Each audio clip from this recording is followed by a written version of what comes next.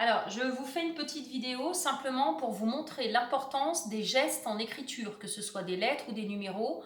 Il y a une suite logique de choses, donc j'essaye de faire pour vous aider un petit peu. On y va.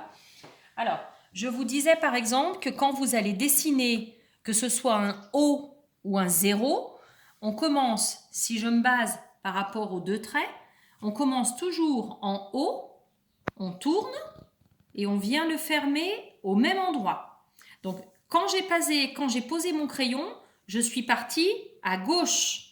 Et ensuite, je remonte pour le fermer finalement presque à droite.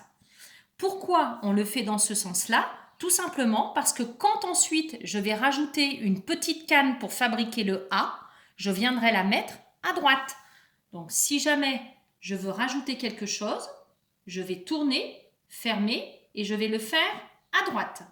Donc ici, on est dans un sens logique d'écriture qui va de gauche à droite. Maintenant, si j'écris à l'envers, ça veut dire que je me place ici, que je tourne en bas et qu'ensuite je viens fermer de ce côté-là. Eh bien, instinctivement, l'enfant, il va commencer la suite de la lettre du mauvais côté et lui, ça ne lui posera aucun problème. Et ensuite, il peut continuer d'écrire en faisant tout le reste à l'envers.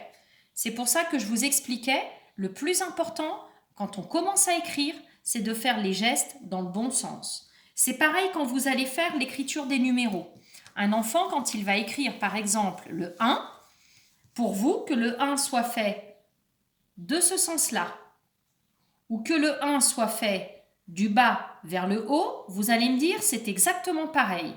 Eh bien non, pas pour nous les maîtresses d'école. Si je commence le 1 ici, que je monte et que je termine en bas, mon doigt, il est déjà pratiquement dans le sens de l'écriture. Et quand plus tard je vais vouloir faire le 12, eh bien j'aurai juste à décaler ma main sur la droite et je viendrai faire le 2 naturellement à côté. Si j'ai fait le 1 dans le mauvais sens, je vais donc commencer en bas, je vais monter et quand je vais terminer, je vais finir à gauche. Et donc, ce qui va se passer très souvent, c'est que l'enfant, il va enchaîner en faisant le 2 du mauvais côté. Donc, soit il fera le 2 à l'endroit malgré tout, mais à ce moment-là, on n'aura plus un 12, mais ce sera un 21. Ou alors, dans le pire des cas, eh bien, il va faire le 2, cette fois-ci, en repartant complètement à l'envers. C'est pour ça qu'à chaque fois, j'insiste énormément auprès des AVS, et en ce moment, c'est vous les parents, pour que les choses soient faites avec une certaine logique. Voilà, j'espère avoir été assez claire et j'espère que ça vous aidera pour la suite du travail avec votre enfant. Merci.